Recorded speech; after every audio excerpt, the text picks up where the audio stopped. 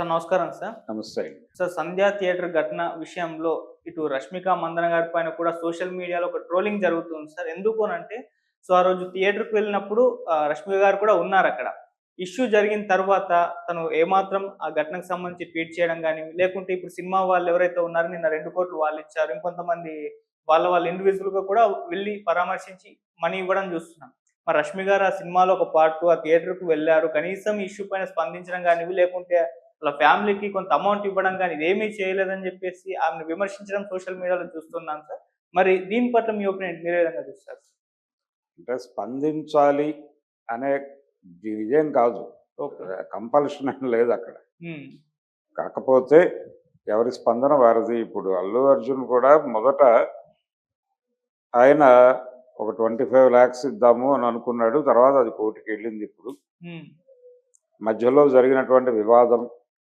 ఈ వివాదం నేపథ్యంలో తను కొంత సఫకేట్ అయి ఉండొచ్చు. ఓపెన్ కావటము, లేకపోతే అక్కడికి వెళ్ళటము, ఇది ఎటువైపుకి ఎలా టర్న్ అవుతుందో తెలీదు. అంటే 2 శిబిరాలుగా స్ప్లిట్ అయి ఉన్నటువంటి ఒక విచిత్రమైన కండిషన్‌లో ఉందక్కడ సీన్.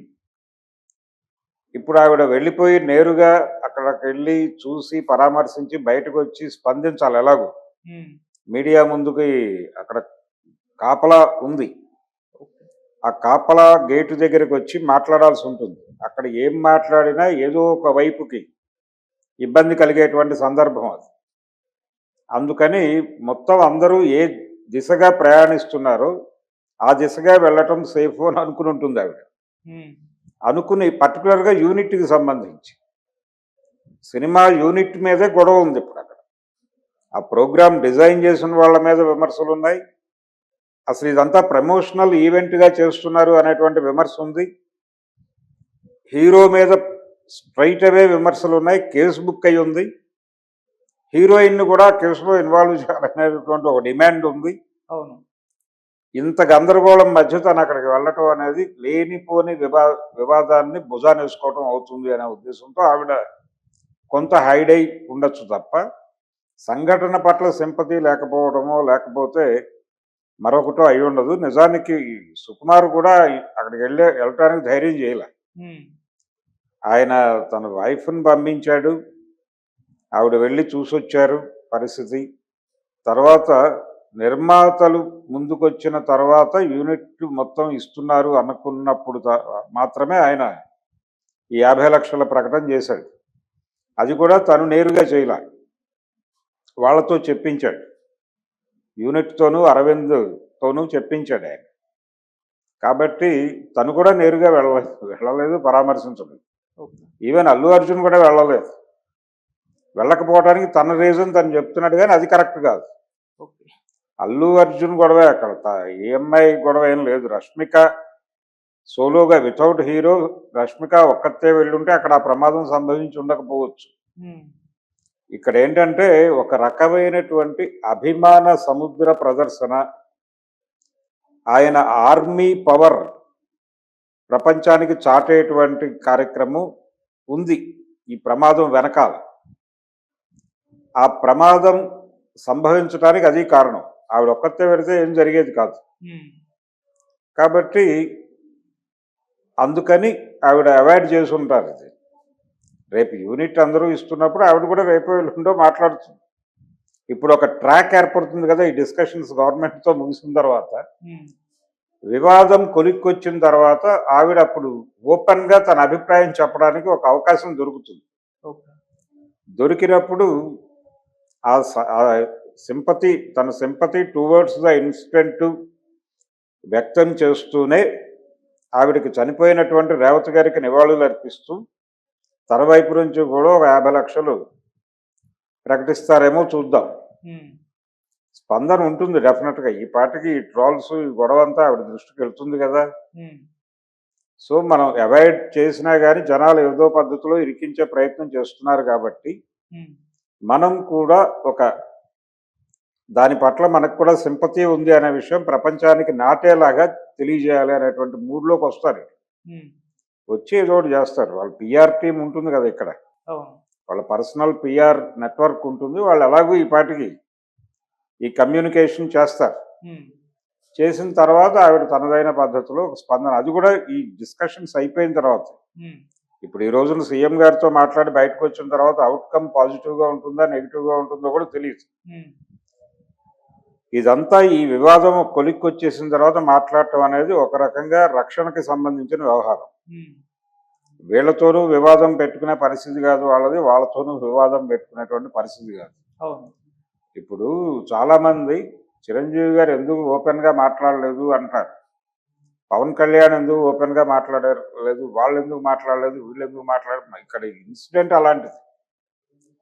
ఇదేదో నార్మల్గా అక్కడ ఏదో క్రౌడ్ ఏర్పడిపోయి కొట్టేసుకుని నలుగురు చనిపోతే సింపతి వ్యక్తం చేయటం వేరు.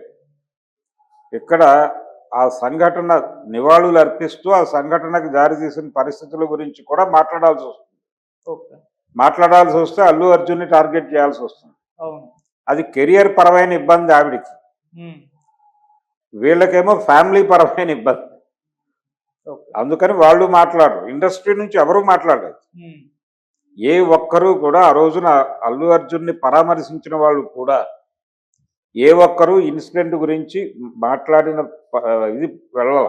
ఉమ్, ఒక్క దిల్ రాజు మాత్రమే. జగపతి బాబు కూడా ఆ సినిమాలో తను పార్ట్ అయినందుకు వెళ్ళి చూశాను, నేను కూడా ఇది పబ్లిసిటీ కోసం అనుకోలేదు, తను కూడా తన ఐడెంటిటీ రివీల్ చేయకుండా వెళ్ళాడు అక్కడ. తర్వాత ఆయన మీడియా ముందుకు వచ్చి తను వీడియో చేసి బయటకు పంపించాడు. ఉమ్, నేను వెళ్ళి పరామర్శించి వచ్చాను, అక్కడ కండిషన్ ఏంటి అనేది చూసి వచ్చాను, వాళ్ళతో మాట్లాడాను, ధైర్యం చెప్పాను, యాక్చువల్గా నేను ఇది పబ్లిసిటీ చేయదలుచుకోలేదు, కానీ ప్రస్తుతం ఎవరు వెళ్ళలేదు అని మాట్లాడుతున్నారు కాబట్టి ఆ కాంటెక్స్ట్లో నేను చెప్తున్నాను అని అన్నాడు. ఉమ్, అలా ఒకళ్ళిద్దరు వెళ్ళారు తప్ప ఐడెంటిటీ రివీల్ చేయకుండా ఎవరైనా వెళ్ళుండొచ్చు. ఓకే. కానీ ఈవిడ పరిస్థితి అది కాదు. బయటకు వచ్చిన తర్వాత అక్కడ ఒక ఖచ్చితంగా అడుగుతారు అభిప్రాయం, ఉమ్, ఎవరు వెళ్ళారు అనేది వెళ్ళిన తర్వాత లీక్ అవుతుంది. లీక్ అయిన తర్వాత మాట్లాడకపోతే కుదరదు, నో కామెంట్ అంటే నడవదు. ఉమ్, అందుకని అనవసరమైన వివాదంలో ఇరుక్కోవడం ఎందుకు అనే సెన్సిటివిటీ, దాంతోపాటు తన కెరియరు ఇవన్నీ లింక్ అయి ఉన్నాయి దీంతో. సుకుమార్ లాంటి డైరెక్టర్తో రిలేషన్స్, ఉమ్, అల్లు అర్జున్ లాంటి హీరోతో రిలేషన్స్, అరవింద్ లాంటి ప్రొడ్యూసర్తో రిలేషన్స్ స్ట్రెయిన్ కాకుండా చూసుకోవాల్సినటువంటి అవసరం న్యాచురల్గానే ఉంటుంది. ఓకే. అందుకని కొంచెం పద్ధతిగా వ్యవహరిద్దామనే ఉద్దేశంతో టోటల్ సీన్ అయిపోయిన తర్వాత అప్పుడు మనం ఓపెన్ అవుదామనే ఉద్దేశంతో ప్రస్తుతానికి హైడ్ అయి ఉంటారు. ఉమ్, నిజానికి హీరోయిన్ల పరిస్థితి అదే ఇండస్ట్రీలో.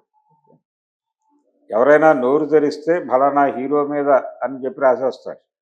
ఇప్పటికే ఆవిడ మీద ఒక వార్త సర్క్యులేట్ అవుతుంది, అంటే ఆవిడ ఈ సినిమాలో ఆ ఫీలింగ్స్ అనే పాటలో ఉమ్, అవును. అభినయించటం కొంచెం జటిలంగా అనిపించింది అన్నప్పుడు అల్లు అర్జున్తో అన్కంఫర్టబుల్గా ఫీల్ అయింది అనే పద్ధతిలో వార్తలు రాసేశారు. ఉమ్, ఇది కొంచెం సఫికేటివ్ అంశమే. అవును. కాబట్టి ఇలాంటివి జరుగుతాయి. ఏమీ లేకపోయినా కానీ ఒక వార్త అల్లగల బిట్వీన్ ది లైన్స్ జర్నలిజం ఎక్కువైపోయింది.